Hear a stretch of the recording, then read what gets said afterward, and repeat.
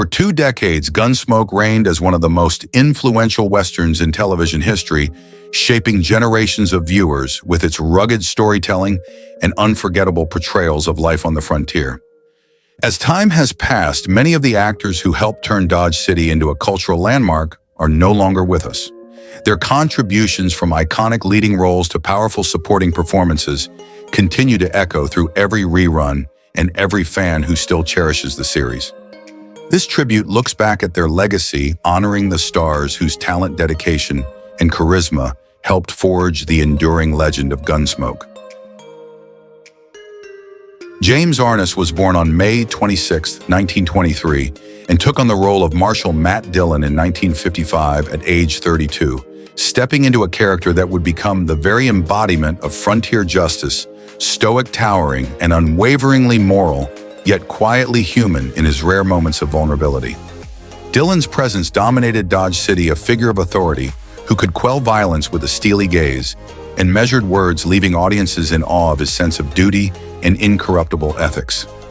Arness's early life was marked by hardship and resilience. Born in Minneapolis to a family of Norwegian descent, he grew up with limited means and a physically imposing stature that set him apart, often eliciting ridicule from peers, fostering a shy, introspective demeanor beneath his later screen confidence. His career was far from smooth. After military service in Milburn, where he was decorated and bore lasting psychological scars, he struggled to find roles befitting his size and presence, facing repeated typecasting as a Western hero and battling self-doubt over his limited range.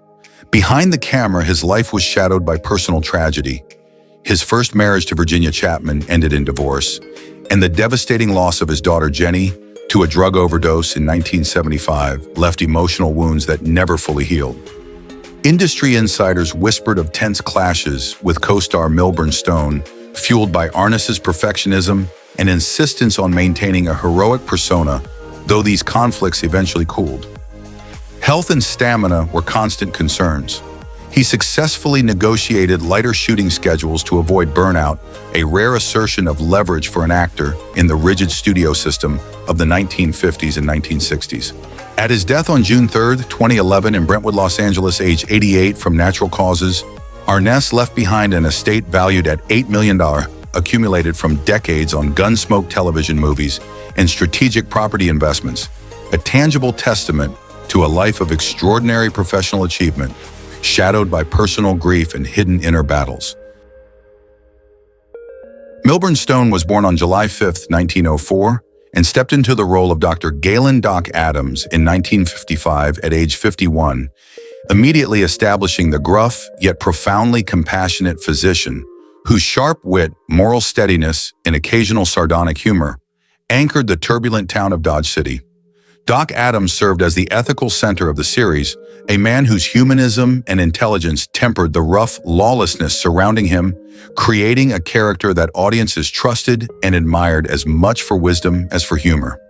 Stone's own early years were fraught with modest circumstances. Born in Burton, Kansas, he navigated a childhood of economic uncertainty where dreams of acting often clashed with financial necessity, cultivating a pragmatic approach to work and life. Professionally, Stone's path was turbulent. He demanded a residual contract in perpetuity from CBS, a controversial move at the time, and clashed repeatedly with co-star James Arness over on-set discipline, culminating in heated confrontations that almost became physical. His personal life was marked by the pressures of fame and health, repeated studio deadlines, long filming schedules, and his own stubbornness contributed to bypass surgery in 1971, underscoring the physical cost of decades of performing. While not prone to scandal, he was known for being inflexible and difficult qualities that both protected his legacy and strained professional relationships. At his death on June 12, 1980, in La Jolla, California, aged 75 from a heart attack, Stone's net worth was estimated at $600,000, approximately $1. $8 million today derived from his long tenure on Gunsmoke and modest real estate holdings, a reflection of a disciplined, industrious career that balanced creativity with shrewd pragmatism, leaving a legacy both stable and quietly impressive, despite health struggles and onset tensions. Amanda Blake was born on February 20th, 1929, and debuted as Miss Kitty Russell at age 26, instantly capturing audiences with a character that combined toughness, intelligence, and alluring charm, commanding the Long Branch Saloon with the authority of a savvy businesswoman while nurturing a tender, unspoken connection with Matt Dillon. Kitty's persona, fierce, yet vulnerable, witty, yet compassionate, made her an essential fixture of Dodge City, a woman whose independence challenged the conventions of television's depiction of femininity at the time. Blake's real life mirrored her character's intensity, but with even greater drama, she experienced 5 marriages, endured public speculation over romantic entanglements, and suffered immense personal loss, including the tragic illness and death of her final husband, Mark Speth, which coincided with the AIDS-related complications that ultimately claimed her own life. Her childhood in Buffalo, New York was similarly marked by instability and social scrutiny, forcing her to cultivate resilience and a commanding presence that would later define both her career and philanthropic endeavors. Professionally, Blake was fearless, yet occasionally imprudent. She famously brought her pet lion Chemo to the set, a decision that scandalized studios and became Hollywood lore. And she later co-founded one of the first successful cheetah breeding programs, blending passion with controversy. Financially, she made a fateful choice to sell her residual rights to Gunsmoke in 1961 for $100,000, a decision that ultimately cost her millions in syndication revenue and shaped the economic reality of her later years. She died on August 16, 1989 in Sacramento, California, age 60 from AIDS-related complications, leaving an estate valued at $500,000 comprised of property savings and modest investments. A reflection of a career overshadowed by personal hardship, health struggles, and devotion to animal welfare, yet immortalized in the enduring charisma and authority of Miss Kitty. Ken Curtis was born July 1916 in Lamar, Colorado, and stepped into the world of Gunsmoke in 1959 at the age of 43 to portray Festus Haggen, the grizzled, outspoken deputy whose homespun wisdom, volatile temper, and rough-edged humor made him an indelible presence in Dodge City. Festus's personality blended comic eccentricity with fierce loyalty, often serving as the show's conscience while providing unexpected levity, and his interactions with more refined characters highlighted the class and cultural contrasts of the Old West. Curtis's childhood was far from glamorous. He grew up in a struggling itinerant family exposed to poverty and constant relocation, frequently teased for his rustic mannerisms and lanky frame, forcing him to develop a resilient, self-deprecating humor that would later define Festus. His career path was littered with near misses and frustrations after leaving a brief stint in Hollywood, singing with the Sons of the Pioneers. He struggled to find stable acting work, endured dismissals from minor studio productions, and faced public criticism for being difficult to direct on set. Curtis's personal life was equally turbulent, with 3 marriages, including a union with Barbara Ford, daughter of John Ford, and whispers of extramarital affairs and tempers flaring during politically charged debates. The most dramatic professional setback came in 1987 when he refused to participate in a Gunsmoke reunion movie due to pay disputes and script objections, publicly telling producers to never call him again, a decision that left fans shocked and marked a rare public stand against Hollywood authority. Curtis also battled health issues in later life, compounded by the stress of family discord and his political activism, which occasionally alienated colleagues.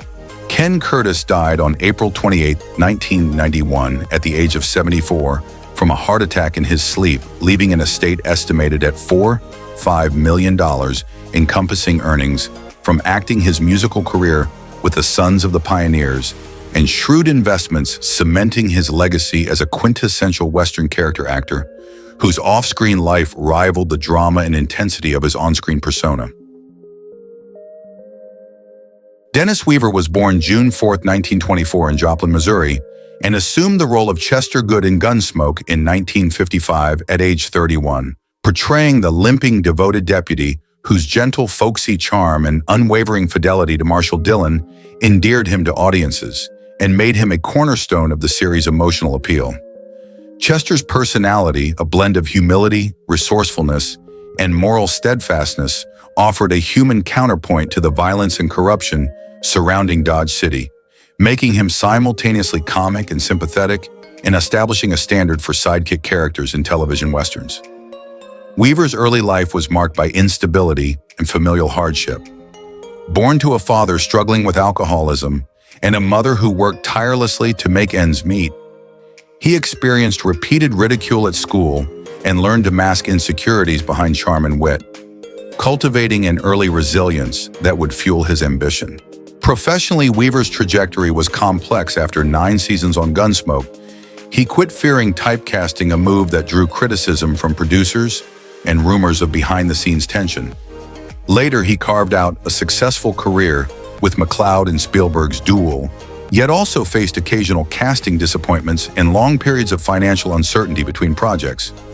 Off-screen, Weaver's life included multiple marriages and high-profile relationships, with whispers of strained family bonds and periods of isolation, though he was widely respected for his environmental activism, pioneering the Earthship movement with a sustainable home that inspired many. He endured the loss of mentors and colleagues' health scares and the emotional toll of a demanding career. Dennis Weaver died on February 24, 2006, at the age of 81 from complications of prostate cancer at his eco-conscious home in Ridgway, Colorado, leaving an estate valued at approximately $16 million, built from acting, strategic real estate investments, and the innovative construction of his Earthship, leaving a multifaceted legacy of entertainment, environmentalism, and unconventional living. Glenn Strange was born August 16, 1899 in Weed, New Mexico Territory, and joined Gunsmoke in 1961 at the age of 62 as Sam Noonan, the towering, unflappable bartender, whose calm demeanor and quiet authority anchored the Long Branch Saloon amidst the chaos of Dodge City. Sam's personality, steady, reliable, and perceptive, made him a confidant to many characters, his subtle humor and moral clarity providing balance to the series' dramatic tensions, and his imposing physical presence contrasted ironically with his gentle, patient nature. Strange's early years were filled with hardship, raised in a poor frontier family. He endured the deaths of siblings and a father frequently absent due to work, suffering both emotional neglect and social ridicule, which shaped his reserved and humble disposition. Career-wise, Strange's path was unconventional. After early work in rodeo and stunt performance, he became widely recognized as Universal's Frankenstein monster in the 1940s. Yet he often faced typecasting, low-paying contracts, and occasional disputes with directors over creative control and on-set safety. Unlike many contemporaries, he largely avoided scandal, maintaining a reputation as a generous, quiet presence, though he privately struggled with smoking-related health issues and concealed his lung cancer diagnosis, while continuing to work to support his family. Strange's personal life included a long marriage, yet he dealt with emotional isolation stemming from the demands of Hollywood and frequent travel, compounded by a modest income despite decades of high-profile appearances. Glenn Strange died on September 20, 1973 at the age of 74 from lung cancer in Los Angeles, leaving an estate valued around $1 million, reflecting decades of steady but supporting roles and minimal commercial exploitation of his iconic Frankenstein image, leaving behind a legacy of professionalism, reliability, and an enduring presence in the pantheon of television westerns. Ted Jordan was born on May 23, 1924, and appeared in Gunsmoke in 1961 at age 37 as Nathan Burke, the calm, reliable freight agent whose quiet authority and level-headed demeanor helped stabilize the chaotic hustle of Dodge City. On-screen, Burke was pragmatic, courteous, and unflappable, often serving as a grounding presence amid shootouts and saloon brawls, earning the affection of viewers who appreciated his understated reliability. Off-screen, Jordan's life contrasted sharply with his character's decorum. He grew up in Ohio in a household marked by scarcity and domestic tension, where emotional expression was discouraged, forcing him to internalize frustrations and develop an early knack for observation, an ability that later translated into nuanced character performances. His early career in film and television was a grind punctuated by small roles and occasional rejection, and he developed a reputation for being difficult on set, prone to sharp-tongued critiques and clashes with directors who resisted his suggestions for authenticity. One of the more salacious aspects of his later life, revealed decades afterward in his memoirs, involved a claimed affair with Marilyn Monroe, in which he alleged she had aborted his child, igniting Hollywood gossip and speculation about the private lives of stars in the 1960s. Jordan was also briefly married to burlesque icon Lily St. Cyr, a union that, though short-lived, reinforced his reputation for romantic entanglements and unpredictable personal choices. Professionally, he never achieved leading man status, and his largest setback was arguably being passed over for a series regular role in a major post-Gunsmoke drama due to perceived unreliability and temperament, a disappointment he carried privately. His later years were quieter, marked by reflections on a life balancing on the edge between decorum and scandal. Jordan died on March 30th, 2005 at 80 in Palm Desert, California. His estate, comprising modest real estate holdings, residuals from decades of television appearances, and some personal memorabilia, was valued at roughly $2 million, a tangible reminder of a career that spanned decades, yet remained deliberately on the periphery of Hollywood stardom. Rudy Sooter was born on June 17, 1905, and began appearing on Gunsmoke in 1960 at age 55, often portraying Barflies or Townsman, small figures who lent the show its lived-in authenticity. Sooter's on-screen persona was genial, earthy, and approachable, a humanizing background presence in Dodge City's saloons, but off-screen his life was a tapestry of talent, hardship, and near anonymity. Born in British Columbia into a modest family, he endured an austere childhood that left him self-reliant but socially reserved. Ridicule and early loss sharpened his observational skills and nurtured a love for music as both comfort and career path. Sooter became a pioneer in country music, collaborating with icons such as Roy Rogers and Spade Cooley, yet despite decades of work, his fame never matched his skill. Personal tragedy struck repeatedly. His 1981 Nevada home was destroyed in a fire, leaving him financially and emotionally devastated in his later years. Professionally, Sooter never recovered full stability, his background work on television and sporadic musical gigs insufficient to rebuild what he had lost, leaving him reliant on small royalties and meager savings. Despite his reputation as affable and reliable, his final years were marked by financial precarity, reflecting the often brutal economics of supporting actors in mid-century Hollywood. He died on June 9, 1991 at 85 in Nevada from natural causes. His assets were minimal, with net worth estimated at $50,000, representing decades of creative labor that brought color and authenticity to every scene he graced, even if public recognition remained elusive. James Nusser was born on May 3, 1905, and joined Gunsmoke in 1956 at age 51 as Louie Pheeters, the sad-eyed, endearingly tragic town drunk whose comic timing, occasional wisdom, and vulnerability resonated with audiences, giving depth to the show's depiction of frontier life. Louie's on-screen persona combined pathos and humor, embodying both the struggles and humanity of a man seeking solace in drink, while retaining an unspoken moral compass. Nusser's own life mirrored some of these shadows. He battled alcoholism, a struggle that fueled his authenticity but impaired his health and limited career opportunities, earning him a reputation for unreliability on set. Childhood in Ohio had been austere and demanding, instilling a stoicism that clashed with the more chaotic aspects of his temperament. His career was marked by ups and downs, and his staunch anti-union stance created tension with fellow actors in studios, resulting in lost jobs and a sometimes rocky professional reputation. Personal life challenges included estranged family relationships and periods of solitude exacerbated by his drinking, which sometimes interfered with social and professional engagement. Despite these difficulties, Nusser carved a niche for himself, appearing consistently on Gunsmoke and earning residuals that contributed significantly to his later life. He passed away on June 6, 1979, at 74 in Los Angeles from natural causes. His estate, valued at roughly $1.5 million, included residual earnings, modest property, and personal possessions, though much of his wealth reportedly went toward medical expenses and day-to-day living, leaving behind a legacy defined by the depth, humor, and melancholy he brought to one of television's most enduring roles.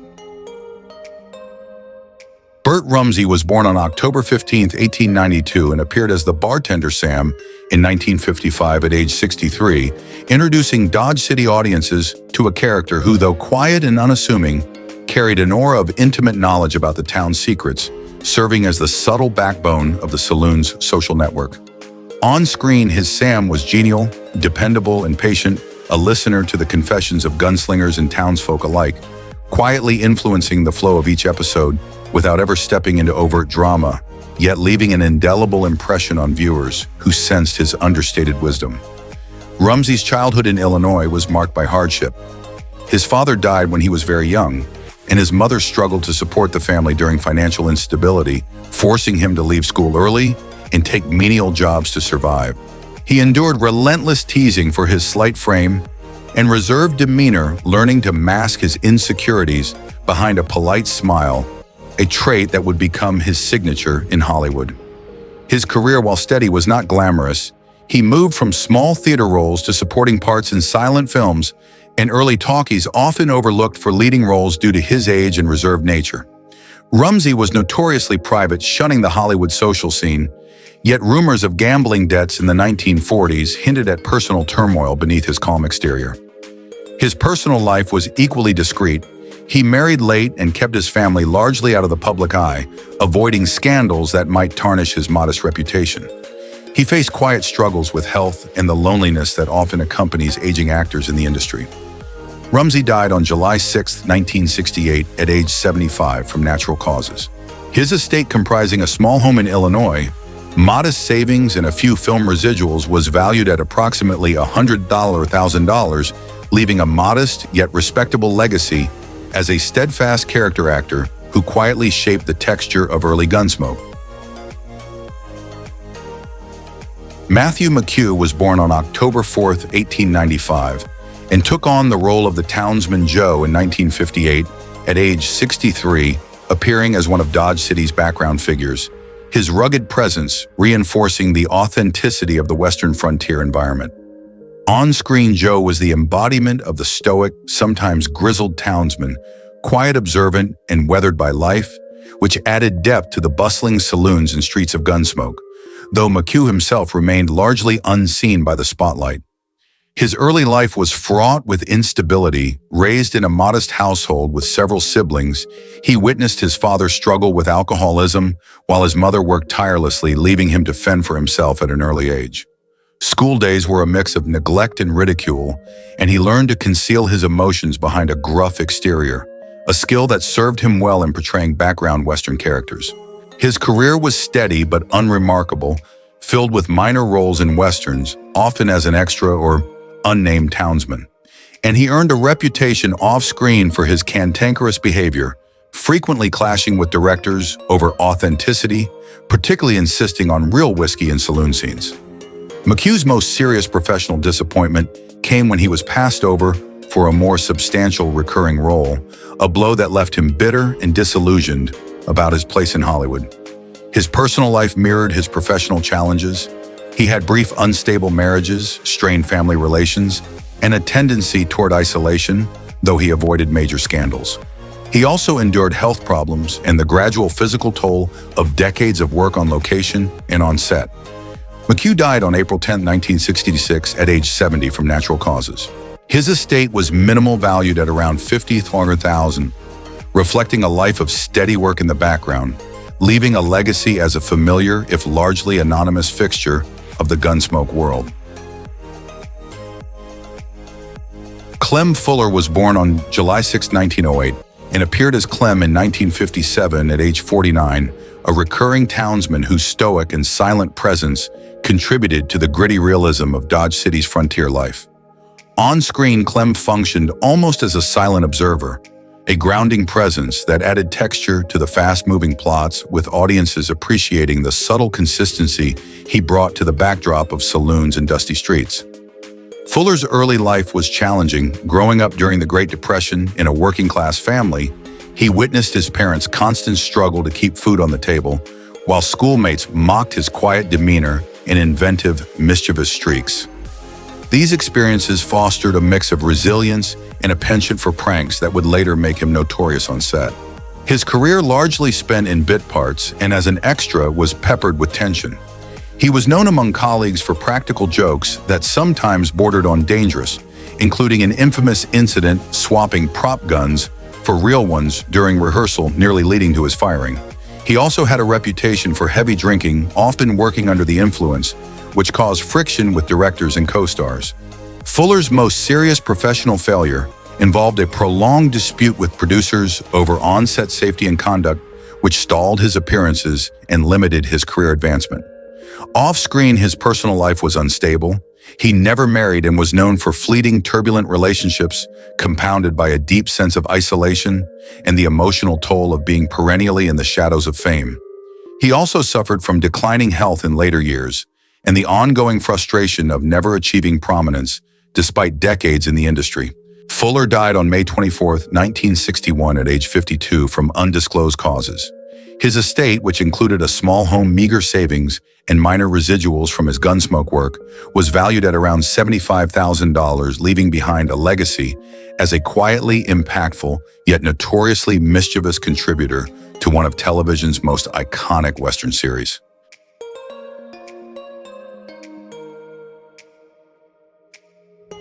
Pete Kellett was born on November 4, 1922, and began appearing in Gunsmoke in 1960 at the age of 38 as a Barfly, a seemingly minor role that belied the depth of the man behind the whiskey glass.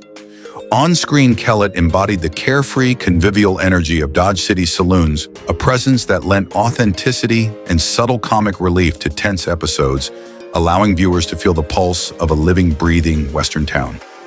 Yet his early life was marked by hardship. Born into a working-class family struggling to make ends meet, he endured repeated teasing and neglect, growing up with an acute sense of vulnerability that he buried under bravado and humor. Professionally, Kellett's path was defined by peril. A former stuntman, his body bore scars from countless falls, runaway horses, and near-fatal mishaps. Yet he struggled to parlay this resilience into sustained acting work, often cast in uncredited roles that left him frustrated and financially exposed. Rumors of reckless gambling swirled through Hollywood circles, and many contemporaries whispered of vast sums lost to horse racing bets, punctuated by public arguments in taverns over debts owed. His personal life mirrored his professional volatility, short-lived marriages, affairs that occasionally made gossip columns, and estranged children who distanced themselves from the chaos of his lifestyle. Health issues compounded by years of risk-taking and heavy drinking shadowed his final decade, yet Kellett remained fiercely independent, refusing assistance until the end. He died on August 7, 1982, at 59 from natural causes, leaving behind an estate of merely $40,000, largely depleted by gambling losses, a stark testament to a life lived hard, risky, and passionately, whose contributions to Gunsmoke remain a fleeting but enduring testament to his on-screen charm and off-screen bravado. Cactus Mack was born on August 8, 1899, and appeared as a barfly in Gunsmoke in 1957 at the age of 58, bringing a rugged authenticity to Dodge City's saloon scenes that reflected both his frontier lineage and his lifelong exposure to the cowboy tradition. His character radiated a coarse yet affable energy, a figure rooted in Americana that provided subtle warmth amidst the show's often violent narrative arcs. Mack's childhood was far from idyllic. Raised in a rural family with scant resources, he endured hunger, harsh labor, and the relentless teasing of local children, shaping a personality both resilient and wary, prone to hiding insecurities behind rough humor. Career-wise, he rode the highs and lows of Hollywood's golden age, finding work in B-movie westerns and minor television roles. Yet he was repeatedly undermined by chronic financial instability, failed ranching ventures, and an insatiable appetite for high-stakes poker that left him perpetually in debt. His personal life mirrored this turbulence. Multiple failed marriages, rumors of extramarital entanglements, and strained relationships with extended family all contributed to a reputation of both charm and unreliability. Health problems, compounded by decades of rugged living, culminated in a fatal heart attack. But even in declining years, he remained connected to the cowboy community and Hollywood friends, often reflecting nostalgically on the golden days of the singing cowboy era. Mack died on April 17, 1962 at 62, leaving a negligible estate of approximately $25,000 a sum, reflecting a life that prioritized experience and adventure over financial security, leaving behind an image of a man whose lived reality was every bit as colorful, risk-laden, and untamed as the characters he portrayed on screen. Howard Culver was born on June 4, 1918, and joined Gunsmoke in 1955 at the age of 37 as Howie the polite and efficient hotel clerk, who silently witnessed Dodge City's myriad dramas, acting as a stabilizing force in the chaotic environment of the series. On screen, his character exuded reliability and discretion, a man whose quiet professionalism provided both narrative balance and subtle humor, earning the trust and affection of audiences who recognized the indispensable role of such supporting figures. Culver's childhood, however, was steeped in insecurity and modest means. Growing up in a household that prized diligence over warmth, he often felt invisible, learning to internalize feelings and suppress personal desires, a trait that would shape both his career and private life.